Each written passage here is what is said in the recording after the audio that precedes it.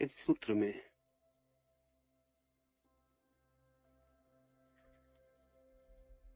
बहुत सी मूल्यवान बातें कही गई हैं। मूल्यवान ही नहीं, मौलिक भी। अहंकार को पकड़ने से मुक्त हुआ मनुष्य ही आत्मस्वरूप को प्राप्त होता है। बड़ी गहरी बात इसमें है। अहंकार ने आपको नहीं पकड़ा हुआ है, आपने अहंकार को पकड़ा हुआ है।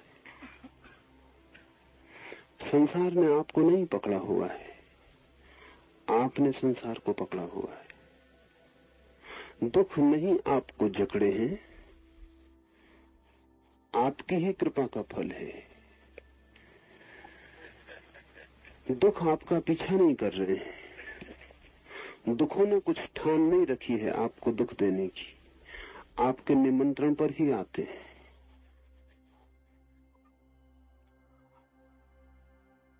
साधारणतः हम ऐसा सोचते नहीं। साधारण हम सोचते हैं क्यों है दुख, क्यों है ये संसार का कष्ट, क्यों है ये आवागमन, क्यों ये अहंकार सताता है, कैसे इससे छुटकारा हो। निरंतर हमारे मन में ये बात चलती, कैसे इससे छुटकारा हो। आप सबके मन में कभी न कभी ये प्रश्न उठता ही रहा होगा, अन्यथा यहां आना असंभव था। कैसे इससे छुटकारा हो। लेकिन ये सूत्र आपको बड़ा निराश करेगा, क्योंकि ये सूत्र कहता है छुटकारे का सवाल ही नहीं, क्योंकि अहंकार ने आपको पकड़ा नहीं,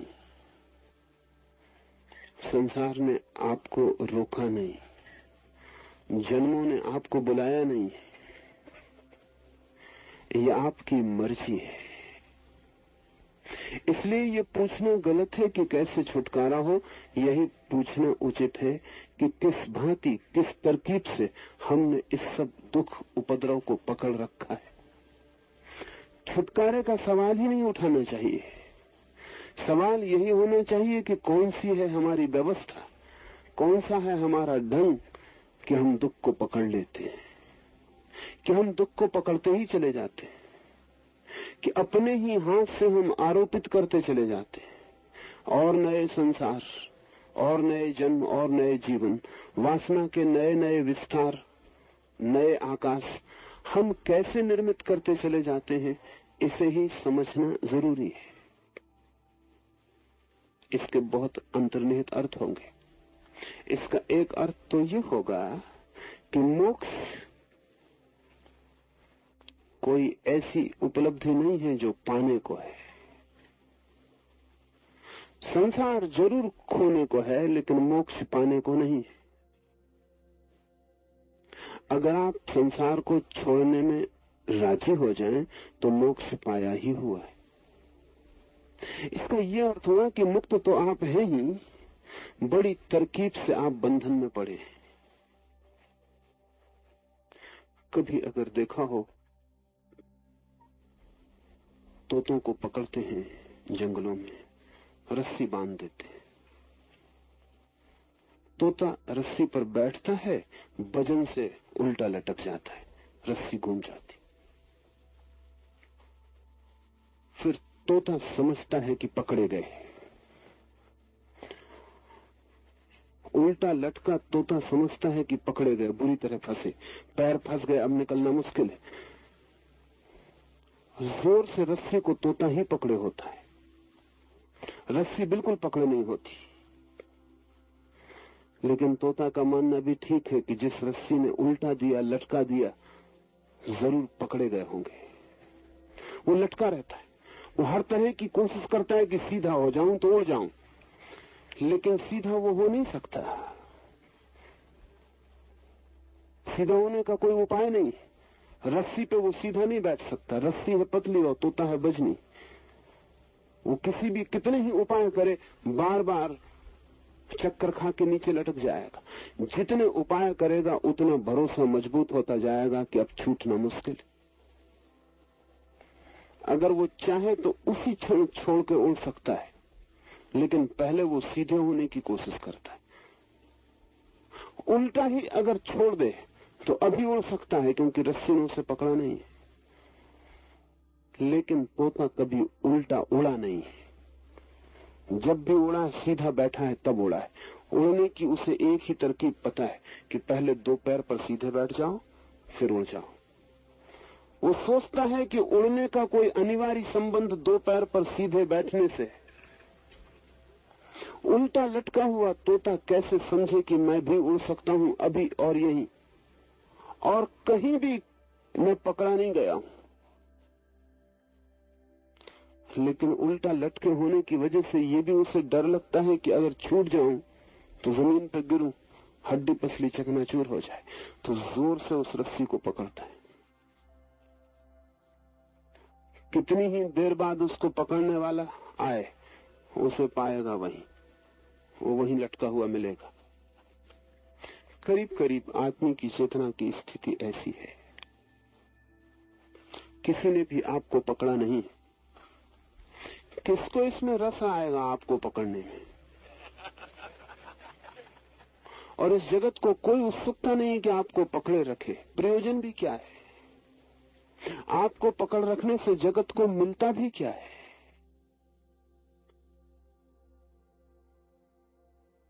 नहीं, किसी की कोई उत्सुकता आपको पकड़ रखने में नहीं है। आप पकड़े गए अपने ही द्वारा। कुछ भ्रांतियां हैं जो आपको ख्याल देती हैं कि मैं पकड़ा गया हूं, और बड़ी भ्रांति तो यही है कि आप अपने को इतना मूल्यवान समझते हैं कि सारा जगत आपको पकड़ने को उत्सुक है। ये भी अहंकार है कि सारे दुख आपकी तरफ ही चले आ रहे हैं। इतने दुख, इतना ध्यान देते हैं आप पर। सारे नरक आपके लिए निर्मित किए गए, आपके लिए। आप केंद्र में बैठे, जैसे ये सारे जगत की व्यवस्था आपके लिए चल रही, और आप केवल रस्सी में लटके हुए एक तोते हैं। पर ये भ्रांति होने के ठीक वैसे ही कारण है जैसे तोते को हो जाते।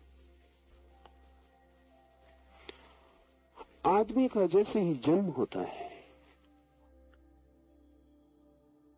कई दुर्घटनाएं घट जाती, अनिवार्य है इसलिए घट जाती। छोटा बच्चा पैदा होता है तो आदमी का बच्चा बिल्कुल असहाय पैदा होता है। ऐसा किसी पशु का बच्चा असहाय पैदा नहीं होता। जानवरों के बच्चे पैदा होते हैं और पैदा होते ही दौड़ने लगते हैं। पशुओं के बच्चे, पक्षियों के बच्चे पैदा होते हैं, पैदा होते अपने भोजन की तलाश में निकल जाते। आपका बच्चा पैदा होगा, 25 साल लगेंगे तब भोजन की तलाश पर निकल पाएगा। 25 साल।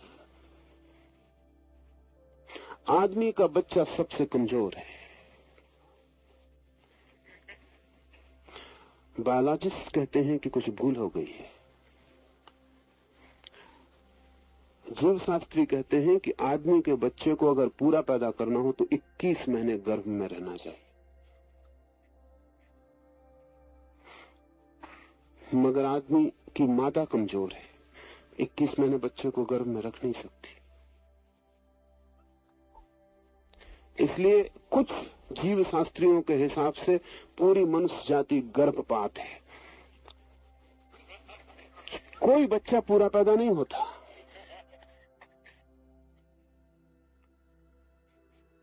सभी बच्चे अधूरे पैदा होते हैं। जानवरों के बच्चे पूरे पैदा होते हैं। मगर ये सौभाग्य भी है, दुर्भाग्य भी और सौभाग्य भी। इस जगत में किसी भी चीज का एक पहलू नहीं होता, हर चीज के दोहरे पहलू होते हैं। ये दुर्भाग्य है कि आदमी का बच्चा कमजोर है, और यही सौभाग्य है क्योंकि इसी कमजोरी के कारण आदमी सारे पशुओं से श्रेष्ठ हो गया।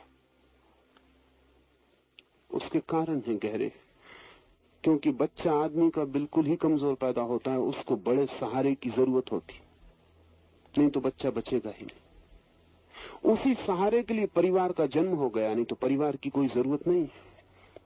पशुओं में परिवार नहीं है क्योंकि उसकी कोई आवश्यकता नहीं है।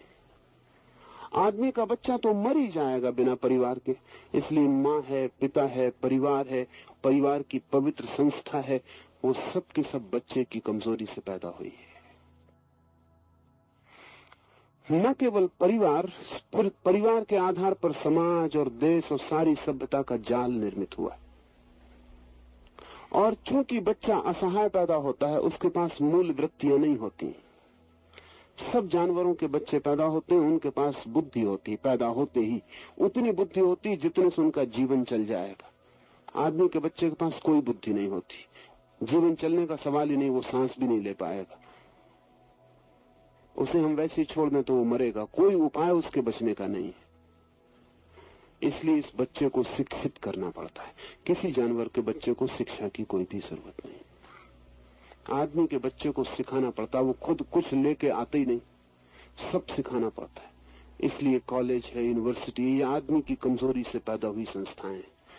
सारी शिक्षा हमें देनी पड़ती, सब सिखाना पड़ता है, एक एक बात। तब भी कोई पक्का भरोसा नहीं कि बच्चा मान ही जाएगा और सीख ही लेगा, बड़ी चेष्टा करनी पड़ती है। इसलिए सारी शिक्षा और सारे संस्कार का आयोजन आदमी की कमजोरी से हुआ है। लेकिन इस सूत्र से उसका कुछ संबंध है। बच्चा असहाय है, इसलिए बच्चे के प्रति बहुत ध्यान देना पड़ता है माँ बाप को। उस ध्यान के कारण बच्चे को लगता है मैं जगत का केंद्र हूं, सारी दुनिया मेरे आसपास घूम रही। जरा सा रोता है कि माँ भागी आती है, जरा बीमार पड़ता है कि बाप डॉक्टर को लिए खड़ा है। छोटा बच्चा जानता है कि मेरे इशारे पर सब चलता है। जरा सी आवाज, जरा सा रोना, जरा सा दुख और सारा घर उसके आसपास इकट्ठा हो जाता। और बच्चे के लिए घर ही सारी दुनिया है, उसे और दुनिया का कोई पता नहीं। तो बच्चे के मन में एक सहज भ्रम पैदा हो जाता है कि मैं केंद्र हूं जगत का और मेरे लिए ही सब आयोजन है, सब कुछ मेरे लिए हो रहा है, सबकी नजरें मुझ पर टिकी। ये भ्रांति गहरी बैठ जाती और फिर हम जीवन भर अपने को केंद्र मान के ही चलते रहते। इससे बड़ी पीड़ा होती है। इसलिए अहंकार दुख देता है, क्योंकि ये सच नहीं है। आप केंद्र नहीं है जगत के, आपके बिना जगत बड़े मजे से चलता है। आपके न होने से कोई भी बाधा नहीं पड़ती है, पर आपके मन में कहीं लगता रहता है कि मैं केंद्र हूं, और आप इसी तलाश में रहते हैं कि सारा जगत भी इस बात को स्वीकार कर ले कि मैं केंद्र हूं। यही अहंकार की खोज है। ये सूत्र कहता है, अहंकार को पकड़ने से मुक्त हुआ मनुष्य, वो जो बचपन से अहंकार की धारणा गहरी हो गई है, उसे जो छोड़ने को राजी हो जाता है, वही आत्मज्ञान को उपलब्ध होता है। अनिवार्य है ये, बच्चे के जन्म के साथ इस अहंकार का पैदा हो जाना अनिवार्य है। ये अनिवार्य बुराई है, लेकिन इस पर ही अटक जाना, इस पर ही रुक जाना, सारा जीवन का विनाश हो जाता है। क्योंकि तब हम उस तत्व को जानने से वंचित ही रह जाते जो हमारे भीतर छिपा था। उसको हम जान ही तब पाएंगे जब हम अहंकार को छोड़ दें। क्यों इतना जोर है अहंकार को छोड़ देने पर धर्म का? अहंकार को छोड़ देने पर इसलिए जोर है कि जिस आदमी को यह ख्याल है कि मैं जगत का केंद्र हूं, वो अपने भीतर अपने केंद्र को जानने से वंचित रह जाता है। वो एक झूठे केंद्र को अपना केंद्र मान के जीता है, जो कि केंद्र नहीं है। जो आदमी केंद्र हो जाता है, ये मिथ्या केंद्र दूसरों पर निर्भर होता है, इसीलिए अहंकार से दुख मिलता है। आप कहते हैं कि मैं अच्छा आदमी हूं, तो आप मेरे अहंकार को बल देते। कल आपने मुझसे कह दिया कि नहीं, वो हमारी भूल थी, आप अच्छे आदमी हैं नहीं। आपने अहंकार को जो ईंट दी थी मेरे, जिससे मैंने भवन बनाया था, वो आपने वापस ले ली। मेरा मकान गिरने की हालत में हो जाता। अहंकार का निर्माण है दूसरों की नजरों से, दूसरों के विचारों से। दूसरों पर निर्भर है अहंकार। और ध्यान रखिए, जो दूसरों पर निर्भर है वो आपका केंद्र नहीं हो सकता। जिसका होना ही दूसरों पर निर्भर है वो आपका केंद्र नहीं हो सकता।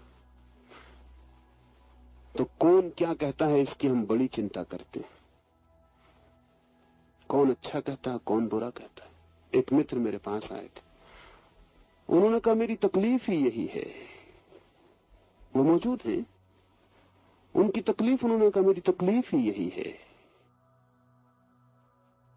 कि कोई छोटी छोटी बातें लोग कह देते हैं जिनका कोई मूल्य नहीं, लेकिन मुझे इतनी पीड़ा हो जाती है कि मैं रात भर नहीं सो पाता। उदाहरण के लिए उन्होंने कहा कि दुकान पर मैं कपड़ा लेने गया, कपड़ा मुझे लेना था लेकिन पसंद नहीं पड़ा। दुकानदार ने कहा कि जाइए, भी पहले से पता था आपकी शक्ल देख कि आप कपड़ा खरीदेंगे नहीं।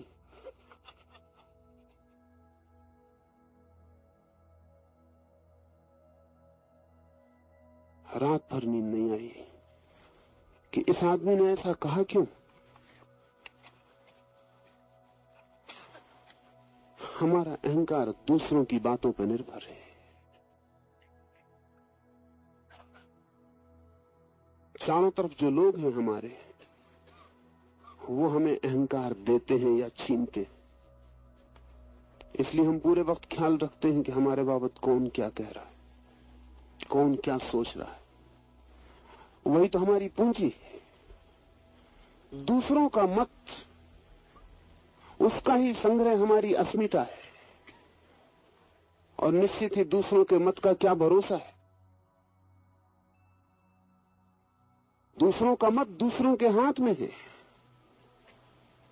आज देते हैं कल न दे, आज अच्छा कहते हैं कल बुरा कहें। और उनके भी अपने प्रयोजन हैं, उस दुकानदार का भी अपना प्रयोजन। उसने अहंकार को चोट की। दोनों बातें हो सकती थी। ये भी हो सकता था कि ये सज्जन कपड़ा खरीद ही लेते, क्योंकि अपनी शक्ल को बचाने का सवाल था। और खरीद लेते तो बेहतर होता, कम से कम रात भर की चिंता बच जाती। लेकिन तब दूसरी चिंता पकड़ती कि जो कपड़ा नहीं खरीदना था वो मैंने खरीद क्यों लिया।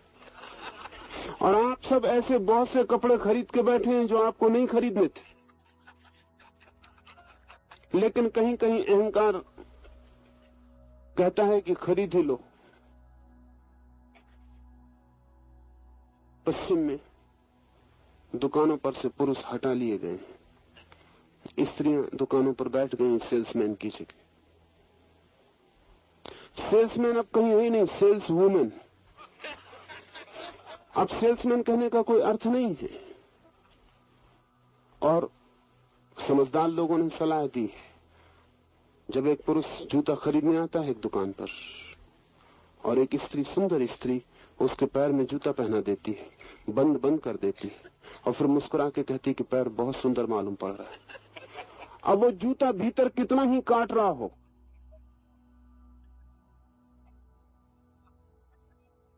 अब उसे खरीदना मजबूरी, अब उसे खरीदना ही होगा। अब ये मामला जूते का है ही नहीं, अब आप कुछ और खरीद रहे हैं, जूता केवल बहाना है। हम सब ऐसी चीजें खरीदे बैठे, हमारी पूरी जिंदगी इसी तरह का जोड़ है। अहंकार इस सब का संग्रह है, जो हमने दूसरों की आंखों से चमक चुरा ली, उसको जोड़ लिया, वही हमारा टिमटिमाता दिया है। लेकिन दूसरे हमेशा मालिक है, वे जिस दिन चाहे खींच ले। बड़े से बड़ा नेता हो, अनुयायी से बड़ा नहीं होता, हो नहीं सकता, क्योंकि सारी नेतागिरी अनुयायी के हाथ में होती। आज दी है कल वापस ले ले। इसलिए कितना ही बड़ा नेता हो, अनुयायी का भी अनुयायी होता है, उसके पीछे उसे चलना पड़ता है, उसे देखना पड़ता है अनुयायी किस तरफ जा रहा है, दौड़ के उसके आगे हो जाता है। देखना पड़ता है अनुयायी किस तरफ जा रहा है, कहां है रुख हवा का। बस इतनी कुशलता करता है कि दौड़ के उसके आगे हो जाता है। और पूरे वक्त, इसलिए नेता रोज अपने वक्तव्य को बदलता रहता है, उसको बदलना पड़ता है। वो अनुयायी को ख्याल में रखना है। उससे मिला हुआ अहंकार है, पद है, प्रतिष्ठा है, सब मिली हुई है, सब उधार है। और जो उधार है वो आप नहीं है। ये सब नहीं मिला था तब भी आप थे। मौत इस सब को छीन लेगी तब भी आप होंगे। आपने एक झूठा केंद्र निर्मित कर लिया, और इस केंद्र से अगर आप अपने को एक समझ बैठे हैं तो फिर आप असली केंद्र को खोजेंगे क्यों? आप तो मान के ही चल रहे हैं यही है असली केंद्र। क्या है आपकी तस्वीर अपनी आंखों में? दूसरों के हाथों से बनाई हुई तस्वीर है। दूसरों ने लकीरें खींची हैं कैनवस पर, किसी ने रंग भर दिया है, किसी ने आंख बना दी, किसी ने पैर बना दिए, वही आप है। ये तस्वीर कागजी है, वर्षा का एक झोंका इसके रंगों को उड़ा देता है।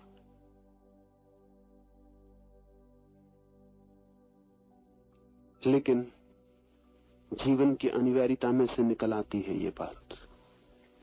मनस्विद कहते हैं कि बच्चे को पहले बोध होता है दूसरे का, खुद का नहीं होता। स्वाभाविक है। बच्चा जब आंख खोलता है तो देखता है अपनी मां को, खुद को तो कैसे देखेगा? दूसरा दिखाई पड़ता है, तू दिखाई पड़ता है। फिर धीरे धीरे उसकी पहचान बढ़ती है, पिता दिखाई पड़ता है, भाई बहन परिवार दिखाई पड़ता है। धीरे धीरे उसे तू का अनुभव होता है, दूसरे का। और इस तू के विपरीत ही वो अपने मैं को अनुभव करना शुरू करता है। मैं का अनुभव पहला नहीं है। ये बड़े मजे की बात है। मैं पैदा होता हूं लेकिन मुझे मेरा अनुभव पहले नहीं होता, मुझे दूसरों का अनुभव पहले होता है। स्वभाव था। जब दूसरों का अनुभव मुझे पहला होता है तो जिस मैं को मैं निर्मित करूंगा वो उन दूसरों के मत पर आधारित होगा। इसलिए मनस्विद कहते हैं कि अगर मां का प्रेम मिला हो बेटे को, पिता का प्रेम मिला हो, घर का सम्मान मिला हो, तो उस बेटे की अकड़ दूसरे ढंग की होती। मां का प्रेम न मिला हो, घर में कोई सम्मान न मिला हो, तो उस बेटे में एक दीनता पैदा हो जाती। क्योंकि जिनसे मैं का पहला बोध मिला, अगर उन्होंने खुशी जाहिर न की हो और आनंद जाहिर न किया हो, तो वो मैं सदा के लिए गरीब, दीन, दुखी हो जाता। भोजन ही नहीं मिला उसे। इसलिए जो बच्चा मां के बिना पलता है उसमें एक कमी सदा के लिए रह जाती, जिसको मनोवैज्ञानिक कहते हैं पूरा किया ही नहीं जा सकता। क्योंकि उसके पहले मैं का बोध ही पंगु हो जाता है। जिससे मिलना थी ये समझ कि मैं कौन हूं, जिस तू से पहली झलक मिलनी थी मैं की, उसने कोई झलक ही न दी।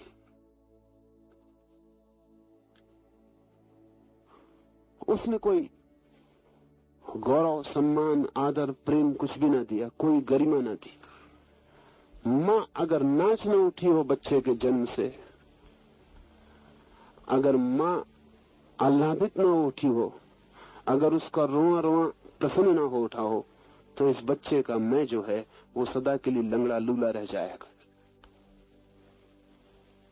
बड़ी तकलीफ होगी, उसे बैसाखियां लगानी पड़ेंगी, बड़ी कठिनाई आएगी।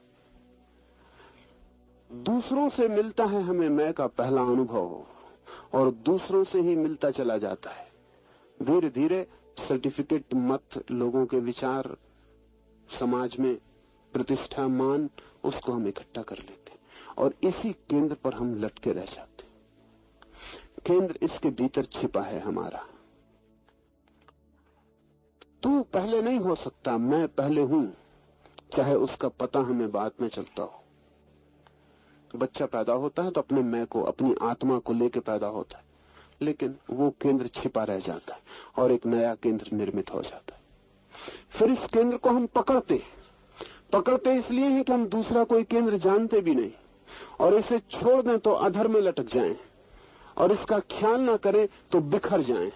डर लगता है कि कहीं सब अस्त व्यस्त ना हो जाए, अराजक ना हो जाए। इसलिए इसे जोर से पकड़े रहते हैं। वो जो तोता रस्सी को पकड़े है इसी डर से कि अगर छोड़ दूं तो गिर पड़ूं, हड्डी पसली चकनाचूर हो जाए। हम भी इस मैं को पकड़े रहते हैं क्योंकि और कुछ पकड़ने को दिखाई भी नहीं पड़ता, इसी के सहारे चलते हैं और जोर से पकड़े रहते हैं कि कहीं छूट ना जाए। फिर इससे दुख मिलता है क्योंकि ये वास्तविक केंद्र नहीं है। ये हमारी हालत ऐसी है कि हम एक खजाना लेके पैदा हुए हों और फिर एक झूठे गड्ढे को, जो खजाना नहीं हमने खजाना समझ रखा हो, फिर उसी को खोदते चले जाते हैं और उसमें से कभी कोई संपत्ति ना मिलती हो। जो हमारा केंद्र है वो तो सम्राट है, जो हमारी आत्मा है वो तो आनंद है, वो तो एक खजाना है। लेकिन ये जो मैं है ये बिल्कुल उधार गड्ढा है, इसमें हम कितने ही खोदें कोई खजाना हमें कभी मिलने वाला नहीं। इसको खोद खोद के हम अपने स्वभाव तक कभी पहुंच नहीं सकते। इसलिए सूत्र कहता है, अहंकार को पकड़ने से मुक्त हुआ मनुष्य ही आत्म स्वरूप को प्राप्त करता है। तो क्या करें, क्या करें? गुरजीएफ एक बहुत अद्भुत फकीर हुआ। उसकी दादी मरणशैया पर पड़ी थी और गुरजीएफ ने अपनी दादी से पूछा कि तेरे जीवन के अनुभव और निष्कर्षों से अगर कोई बात मुझे देने योग्य हो, मेरी कोई पात्रता हो तो मुझे दे दे। बड़ी अजीब बात उसकी बूढ़ी दादी ने दी। उसकी बूढ़ी दादी ने कहा, एक बात का अगर तू ख्याल रख सके जीवन भर, कि जैसा दूसरे करते हो वैसा कभी मत करना।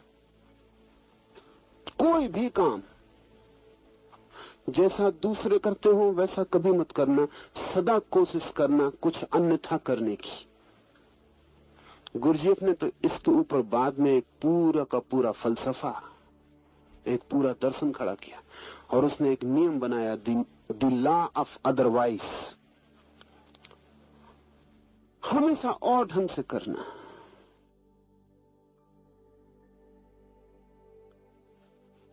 गुरजीएफ ने इसकी चेष्टा की और एक अनूठा आदमी पैदा हुआ। क्योंकि जैसा दूसरे करते हो वैसा मत करना।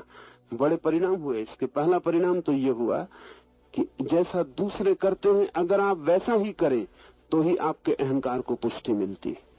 तो आपके अहंकार को पुष्टि देने वाला कोई भी नहीं मिलेगा। लोग आप पे हंसेंगे। गुरजीएफ ने कहा है कि मेरी दादी ने मुझसे कहा कि मैं मरने के करीब हूं, मुझे पता भी नहीं चलेगा कि तूने मेरी बात मानी कि नहीं मानी। तो मरने के पहले मुझे तू उदाहरण एक करके दिखा दे। पास ही पड़ा था एक सेव, उसकी बूढ़ी दादी ने उसे दिया और कहा इसे खा के बता, लेकिन याद रख जैसा दूसरा करते हैं वैसा मत करना। बड़ी मुश्किल में पड़ गया होगा वो बच्चा, क्या करे। लेकिन बच्चे इन्वेंटिव होते हैं, काफी आविष्कारक होते हैं। अगर माँ बाप उनके आविष्कार की बिल्कुल हत्या न कर दें तो इस दुनिया में बहुत आविष्कारक लोग हों। लेकिन आविष्कार खतरा मालूम पड़ता है क्योंकि नया कुछ उपद्रव लाता है। गुरजीएफ ने पहले कान से लगा के उस सेव को सुना,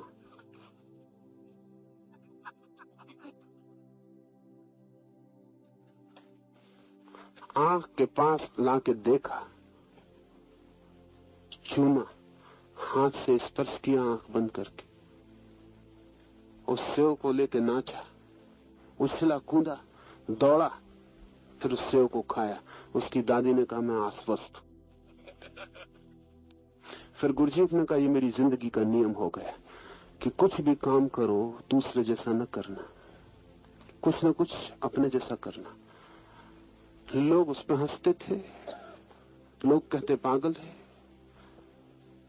लोग कहते ये किस तरह का आदमी, ये क्या कर रहा है, सेव को कान से सुन रहा है। गुरजीएफ ने कहा कि मुझे पता भी नहीं था, लेकिन इसका एक परिणाम हुआ कि मुझे दूसरों की चिंता न रही।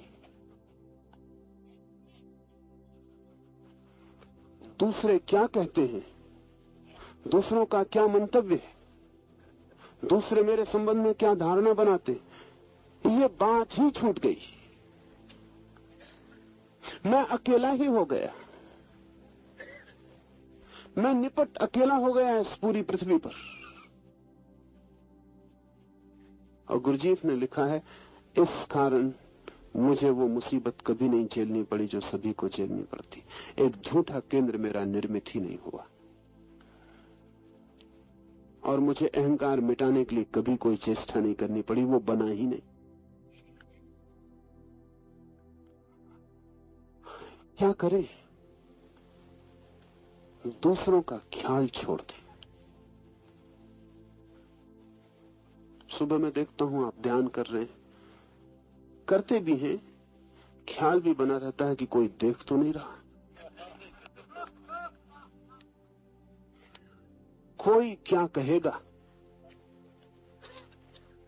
एक मित्र आज ही आए थे, वो कहते थे आप जो भी बताएं अकेले मैं कर लूंगा। यहां इतने लोगों के सामने अकेले में कोई लाभ ना होगा,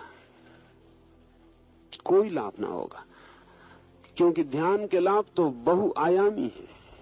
इतने लोगों के सामने आपके पागल होने की हिम्मत आपके अहंकार को बिखरा जाती। इतने लोगों के सामने आपका बच्चे जैसा व्यवहार आपको अचानक आपके अहंकार से हटा के केंद्र पर फेंक देता है। अकेले में ये बात न होगी। अकेले में तो अपने बाथरूम में सभी गुनगुना लेते हैं, और अपने बाथरूम के आईने में सभी मुंह बिचका लेते हैं, बच्चे ही नहीं बूढ़े भी। वो तो आईने कहते नहीं कथाएं,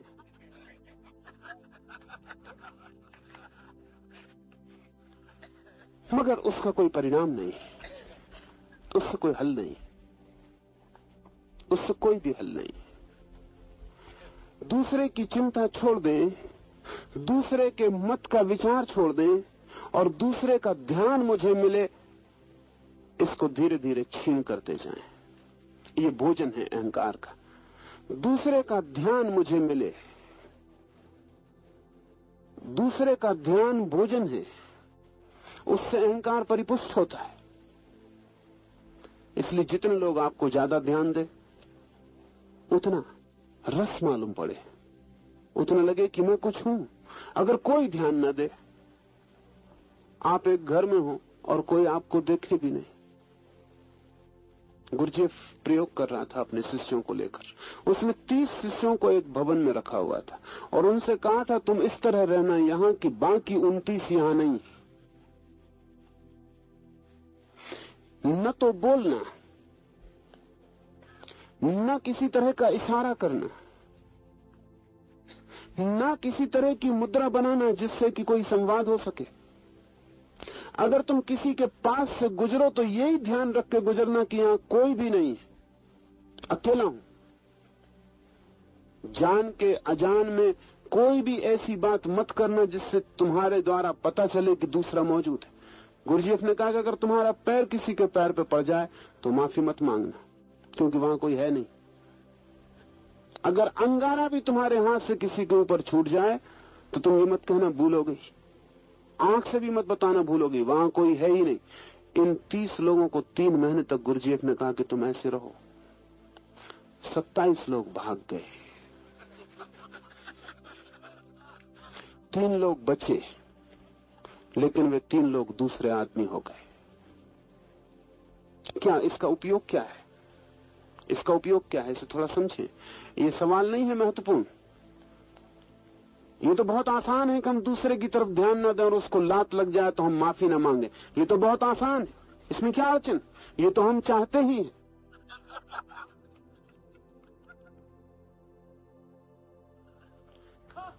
लेकिन क्या अर्थ क्या है? ध्यान रखना, इसमें अर्थ गहरा है और छिपा है। गुरुजीफ ने कहा कि तुम ध्यान ही मत देना कि कोई दूसरा है, लेकिन तब एक बात समझ लेना कि दूसरे भी ध्यान नहीं देंगे कि तुम हो। वही है मूल। तुम ध्यान न दोगे दूसरों को, तुम एक हो। दूसरे तुम्हें ध्यान न देंगे, वे 29 है। 29 लोगों का ध्यान तुम्हें 3 महीने तक नहीं मिलेगा बिल्कुल। पारस्परिक है लेन देन। मैं आपको ध्यान देता हूं, आप मुझे ध्यान दे देते। लेन देन है, मैं आपके अहंकार को भर देता हूं, आप मेरे को भर देते। लेकिन दोनों तरफ आवागमन बंद हो जाएगा। वो 27 लोग जो भाग गए, उनका कारण क्या था? उनमें से अनेक लोगों ने कहा कि हमें ऐसा लगने लगा कि हम सफोकेट हो रहे हैं, हम मर जाएंगे, हमारी गर्दन घुट रही। उनकी गर्दन नहीं घुट रही थी, उनके अहंकार की गर्दन घुट रही थी। उन्हें लग रहा था कि 3 महीना और कोई भोजन न मिलेगा अहंकार को, लौटेंगे बाहर तो खाली हो जाएंगे। वो जो 3 रुक गए हिम्मत करके, वो 3 महीने बाद दूसरे आदमी होकर लौटे। उनमें क्या फर्क पड़ गया था? ऑस्पेंस के उन 3 आदमियों में एक था जो रुक गया। उसने पीछे कहा कि अद्भुत था ये आदमी गुरुजीव, क्योंकि 3 महीने में हमें ख्याल ही ना था कि हमारे अहंकार को मिटाने का उपाय किया जा रहा है। हम तो समझे थे कि ये प्रयोग हमारी शांति, हमारे मौन के लिए करवाया जा रहा है। हमें बताया भी नहीं गया था कि तुम्हारा अहंकार मर जाएगा। 3 महीने के बाद हम ऐसे हो गए जैसे हो ही ना, होना भर रह गया। कहीं कोई मैं का स्वर नहीं उठता था। जिस दिन भीतर कोई मैं का स्वर नहीं उठता, उस दिन आप अपने वास्तविक मैं पर खड़े हो जाते। उस वास्तविक मैं का नाम है आत्मा। और तब स्वभावतः चंद्रमा जैसा निर्मल हो जाता है व्यक्तित्व, सदा आनंद में और स्वयं प्रकाश। वहां प्रकाश है ही, वहां आनंद है ही। बस जरा सा मैं से एक छलांग लगानी उस आत्मा पर। वहां निर्मलता है ही, वहां की निर्मलता कभी खंडित नहीं हुई।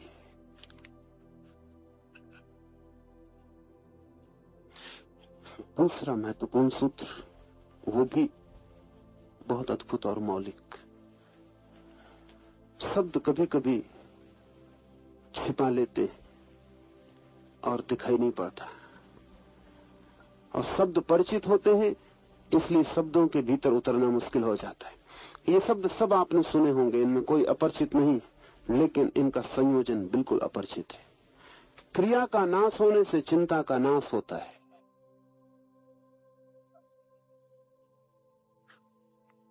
और चिंता का नाश होने से वासना का नाश होता है। वासना नाश मोक्ष, और यही जीवन मुक्ति है। क्रिया का नाश होने से चिंता का नाश होता है। चिंता को तो हम सभी नष्ट करना चाहते हैं।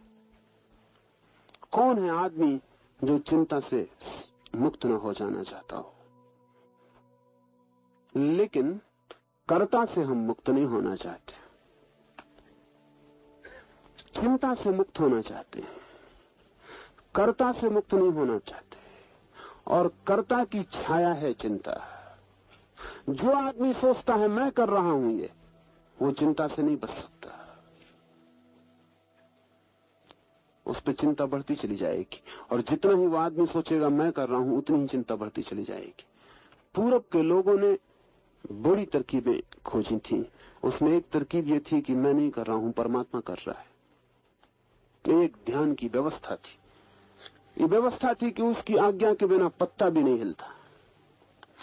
ऐसा है नहीं कुछ, एक एक पत्ते के लिए आज्ञा देनी पड़े उसको, तो अभी तक परमात्मा पागल हो जाता कि एक एक पत्ते को कहना पड़े हिलो, बंद हो जाओ।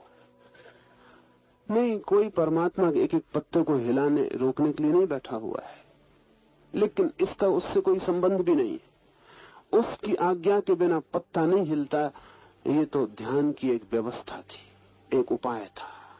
क्योंकि जो आदमी ऐसा मान लेता है उसकी आज्ञा के बिना पत्ता भी नहीं हिलता, वो धीरे धीरे मैं करता हूं ये भाव छोड़ने लगता है। करता वो है, मैं कुछ भी नहीं उपकरण।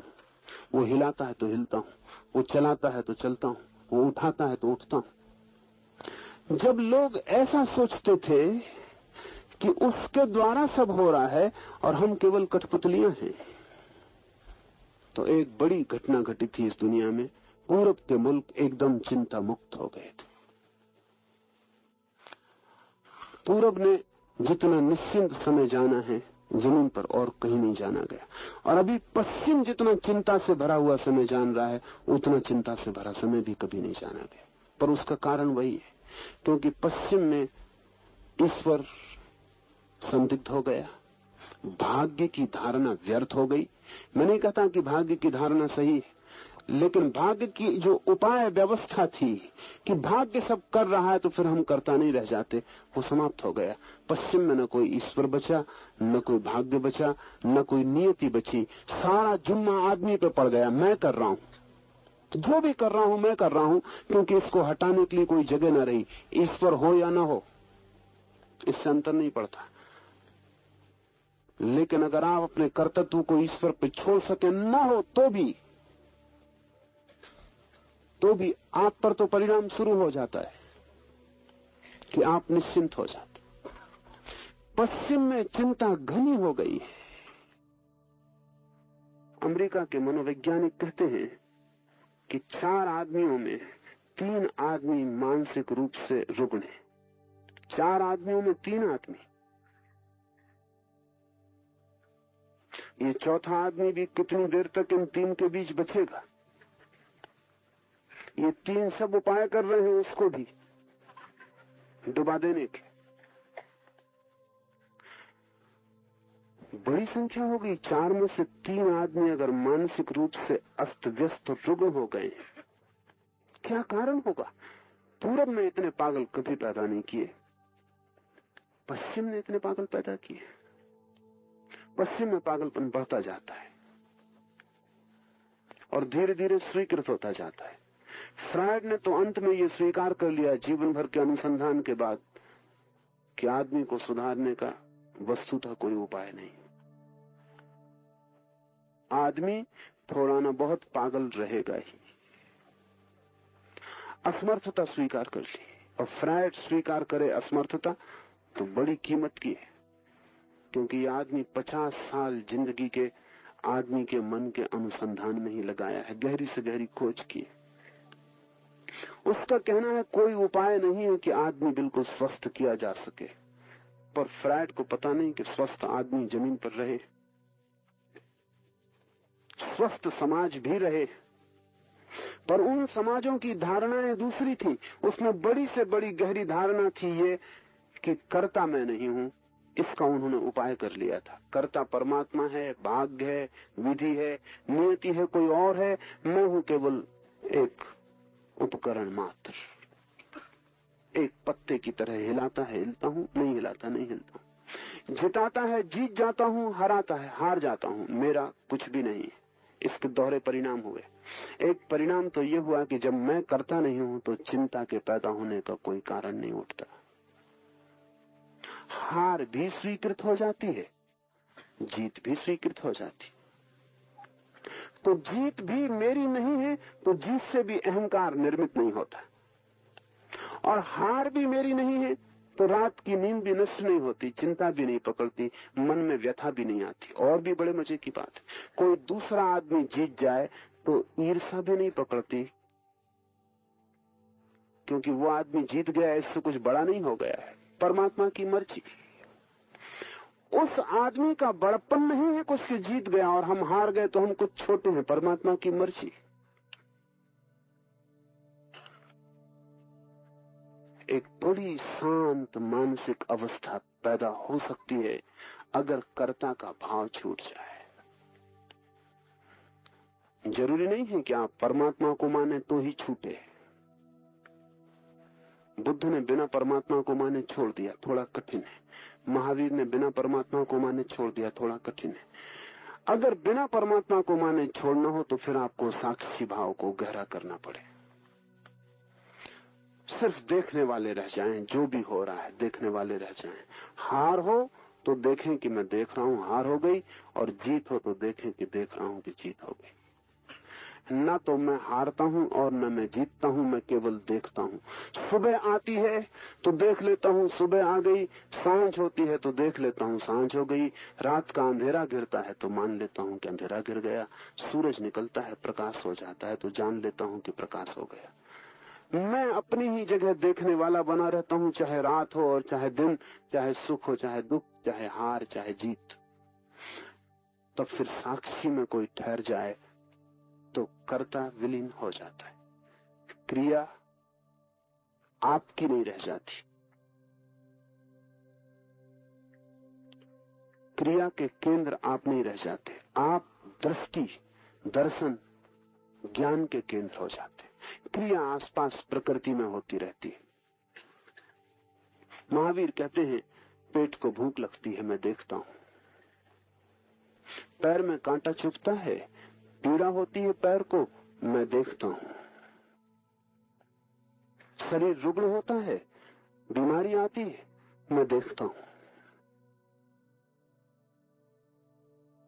मरते वक्त भी महावीर देखते रहेंगे कि शरीर मर रहा है। आप नहीं देख पाएंगे कि शरीर मर रहा है, आपको लगेगा मैं मर रहा हूं। जीवन भर का अभ्यास, जब सब क्रियाएं आपने की तो मौत भी आपको ही करनी पड़ेगी।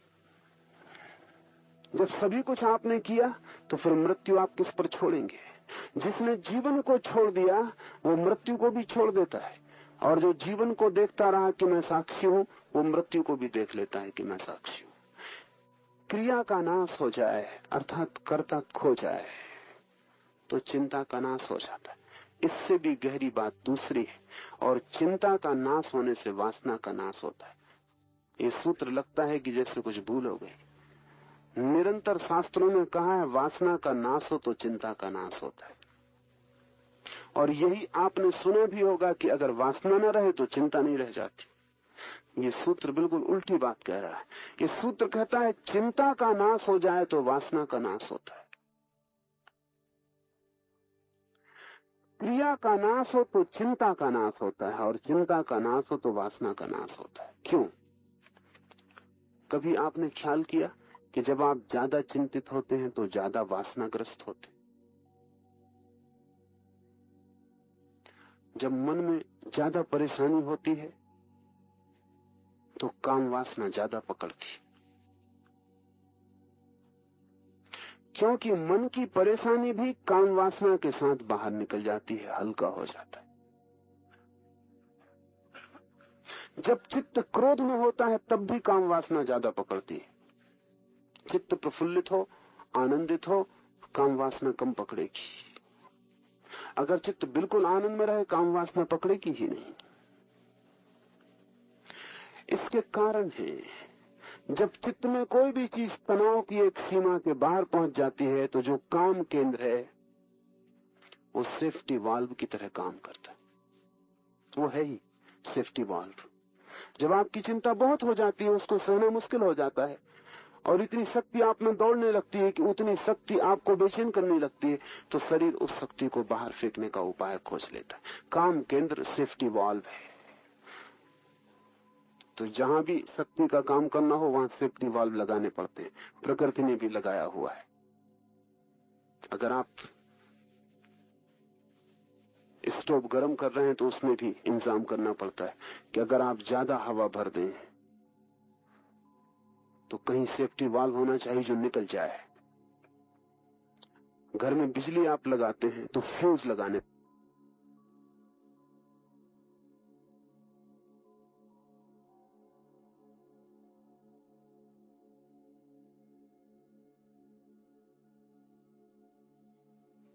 जैसे ही ज्यादा शक्ति खींचने की स्थिति बनेगी फ्यूज टूट जाएगा और शक्ति निष्कासित हो जाएगी, आप बच जाएंगे।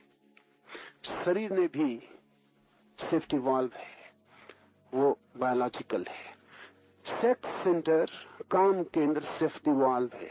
जब भी आपके भीतर ज्यादा शक्ति भर जाती है और बेचैनी बढ़ जाती है और चिंता पकड़ लेती है और भीतर द्वंद्व चलने लगता है, तब जरूरत है या तो आप साक्षी हो जाएं तो ये सब उपद्रव शांत हो जाए, और या फिर ये सारा उपद्रव, दूसरा उपाय है कि आपकी शक्ति शरीर के बाहर चली जाए, आप कमजोर हो जाएं, तो उस कमजोरी में ये उपद्रव शांत हो जाए। क्योंकि उपद्रव के लिए शक्ति चाहिए, इसलिए अक्सर ये होता है कमजोर आदमी भले आदमी होते हैं। उसका मतलब ये नहीं कि वो भले होते हैं, उसका कुल मतलब इतना होता है कि बुरा करने की जितनी शक्ति चाहिए वो उनके पास नहीं। कभी ख्याल किया आपने कि मोटे आदमी सदा प्रसन्न मालूम होते और आमतौर से मिलनसार होते और आमतौर से झगड़ेलू नहीं होते। क्यों? अगर आप पूछे फिजियोलॉजिस्ट से, शरीर शास्त्री से, तो वो कहता मोटा आदमी लड़ नहीं सकता, लड़े तो पिटेगा, तो मिलनसार हो जाता, क्योंकि वो झंझट, वो लड़ने का काम हो नहीं सकता उनसे, करेंगे तो उसमें पिटेंगे, इसलिए वो मुस्कुराते रहते हैं। मुस्कुराहट का मतलब ये कि कोई झगड़ा नहीं करना है किसी से, तो सब ठीक है, झगड़े में नहीं उतरना है। मोटा आदमी भाग नहीं सकता, और झगड़ा हो तो दो ही उपाय हैं, या तो लड़ो या भागो, वो दोनों नहीं कर सकता, झगड़ेलू नहीं रह जाता। मगर इसका ये मतलब नहीं कि झगड़ा समाप्त हो जाता है।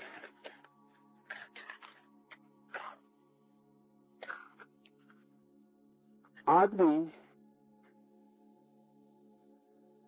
की सारी व्यवस्थाएं हैं भीतर,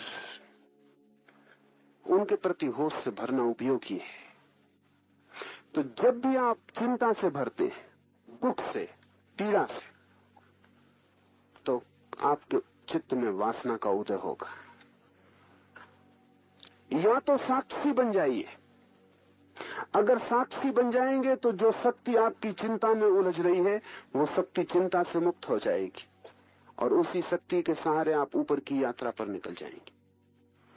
अगर आप साक्षी नहीं हो सकते, तो जो शक्ति आपको बेचैन किए दे रही, तूफान झंझावात कर दिया है, वो फिर शक्ति भाव से, वासना के केंद्र से बाहर निष्कासित हो जाएगी। आप कमजोर हो जाएंगे, आपको लगेगा हल्के हो गए, लगेगा रिलीफ, विश्राम मिला। फ्रायड ने तो सेक्स को, काम वासना को नैसर्गिक ट्रैंकुलाइजर कहा है कि वो विश्राम देने वाली दवा है।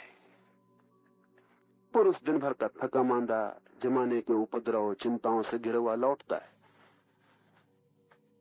अगर उसे काम वासना से शक्ति को बहाने का मौका मिल जाए तो रात शांति से सो जाता है। और इसी वजह से स्त्रियां काम में इतना रस नहीं लेती, क्योंकि उनको बहुत जल्दी समझ में आना शुरू हो जाता है कि पुरुष के लिए वे केवल सेफ्टी वाल्व का काम कर रही। उनको तत्काल ये पता चल जाता है कि प्रेम वगैरह कुछ भी इसमें है नहीं, मामला इंस्ट्रूमेंटल है। उनको समझ में आ जाता है कि इस पुरुष के लिए धीरे धीरे धीरे धीरे वो केवल एक उपकरण बन गई हैं, जिनके माध्यम से वो अपनी शक्ति को फेंक देता है और सो जाता है। और अक्सर ये होता है कि पुरुष संभोग के बाद करवट लेके सो जाता और स्त्री रोती रहती। उसके कारण है क्योंकि स्त्री का इससे ज्यादा और गहन अपमान नहीं हो सकता कि उसका उपयोग वस्तु की तरह कर लिया जाए। मेरे पास न मालूम कितनी स्त्रियां आके कहती हैं कि उन्हें काम वासना में जरा भी रस नहीं है। उसका कारण ये नहीं कि उन्हें रस नहीं है, उसका कुल कारण ये है कि पुरुष ने उनका उपयोग केवल एक वस्तु की तरह किया है, इस रस विरस हो गया है। अन्यथा ऐसा नहीं कि रस नहीं है, असलियत उल्टी है। स्त्रियां ज्यादा कामातुर हैं पुरुषों से, उनके पास ज्यादा ऊर्जा है काम की, लेकिन दिखाई नहीं पड़ती वो कामातुर, बल्कि बिल्कुल ही रसहीन मालूम पड़ती है। पुरुष को भी वो ऐसा मान के चलते हैं कि ठीक है, निपटारा हो जाता है, झंझट मिटी। बाकी कोई रस स्त्रियां लेती नहीं मालूम पड़ती। उसका कारण ये नहीं कि उनके भीतर कोई वासना नहीं, उसका कुल कारण इतना है कि वासना में उन्हें लगता है कि वो केवल वस्तु की तरह उनका उपयोग किया जा रहा है, व्यक्तित्व उनका वस्तु जैसा समझा जा रहा है। इससे पीड़ा होती, पर इसके दो दूसरे परिणाम होते हैं। पुरुष तो काम वासना से निकाल लेता है अपनी ऊर्जा को, स्त्रियां क्या करें? इसलिए स्त्रियां झगड़ेल, उपद्रवी, कर्कशा, वो दूसरे रास्तों से 24 घंटे निकालती, क्योंकि उनके लिए सेफ्टी वाल्व बंद हो गया। उनके लिए तो ये सिर्फ एक बात रह गई कि ठीक है, पुरुष का उपाय है, लेकिन फिर स्त्रियां कर्कशा हो जाती हैं। ये बड़ी उल्टी बात है। स्त्रियों को होना चाहिए ज्यादा मधुर, पर ये होता नहीं। होना चाहिए ज्यादा सौम्य, लेकिन ये होता नहीं। होना चाहिए संगीत जैसा, लेकिन ये होता नहीं। क्या बात है, कहीं कुछ नैसर्गिक भूल चूक व्यवस्था में हो रही है। और वो व्यवस्था में ये हो रही है कि जो निकास का सहज मार्ग उनके लिए हो सकता था वो अवरुद्ध हो गया, उसके प्रति उन्होंने रस त्याग कर दिया। और साक्षी बनना तो मुश्किल है, इसलिए अब वो सारी शक्तियां घूमती हैं और अलग अलग मार्गों से निकलती हैं। हाथ से बर्तन छूट जाएगा स्त्री का, चीनी का होना चाहिए तब छूटेगा, टूट जाएगा, उसके टूटने से निकास हो रहा है। इसलिए आप बिल्कुल चार्ट बना सकते हैं कि किन दिनों में आपके घर बर्तन ज्यादा टूटते।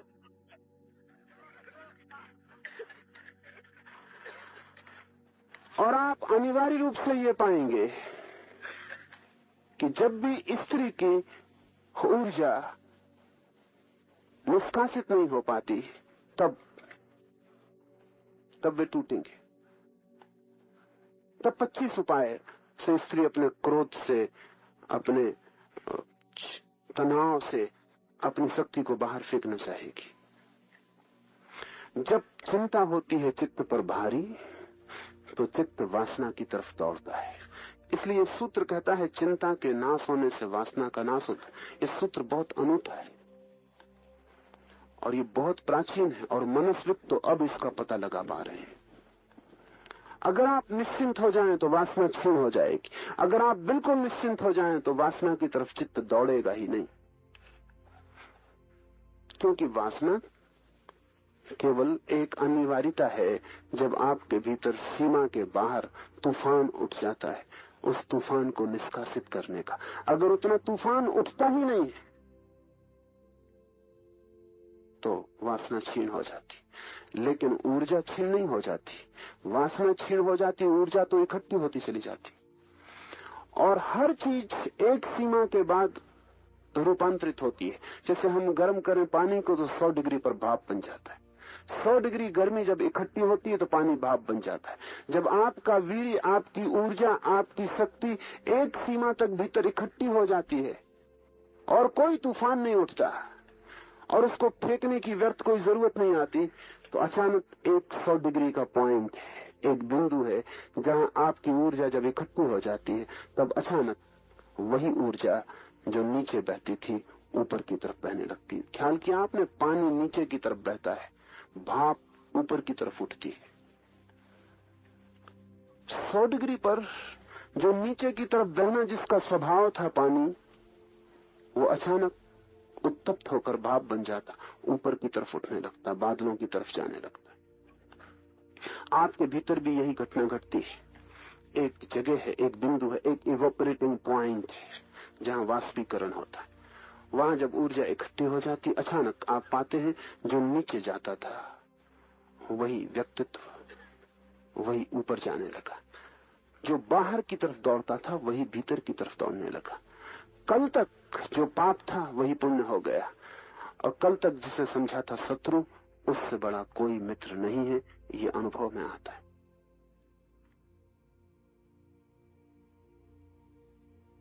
वासना नाश मोक्ष। जब कोई वासना नहीं तो आप मुक्त हैं, और जीवन में ही मुक्त हुआ जा सकता है। कोई मर के मुक्त होने की जरूरत नहीं। और जो जीवन में नहीं हो पाता वो भरोसा ना रखे कि मर के हो जाएगा, क्योंकि मरते आप वही हैं जो आप जीते थे। जैसे जीते थे वैसे ही मरेंगे, मरने से कोई और घटना घटने वाली नहीं। जीवन की ही अंतिम परिणति है मृत्यु। जीवन में ही अभी और यही जो मुक्ति को जान लेता, मोक्ष को जान लेता, उसकी ही मृत्यु भी मोक्ष बनती है। सर्वत्र सब तरफ सबको एक ब्रह्मरूप देखना, ऐसी सद्भावना से वासना का नाश होता है। ब्रह्मनिष्ठा में कभी प्रमाद न करना, क्योंकि वही मृत्यु है, ऐसा ब्रह्मवादी कहते हैं। जिस प्रकार शैवाल को पानी से कुछ हटा भी दिया जाए तो भी वो पानी को बिना ढके नहीं रहता, बार बार ढक लेता है, इसी प्रकार समझदार व्यक्ति भी ब्रह्मनिष्ठा से थोड़ा भी विमुख हो जाए तो माया उसे ढक लेती है। इसलिए सतत होश रखने की जरूरत है। एक क्षण को भी होश खोने से काम नहीं चलेगा। उस समय तक होश रखने की जरूरत है जब तक कि जरा सा भी शैवाल, जरा सा भी घास पात भीतर मौजूद रह गया है। जब समस्त घास पात बीज रूप से दग्ध हो जाए, तब होश रखने की कोई भी जरूरत नहीं, क्योंकि तब होश स्वभाव बन जाता है।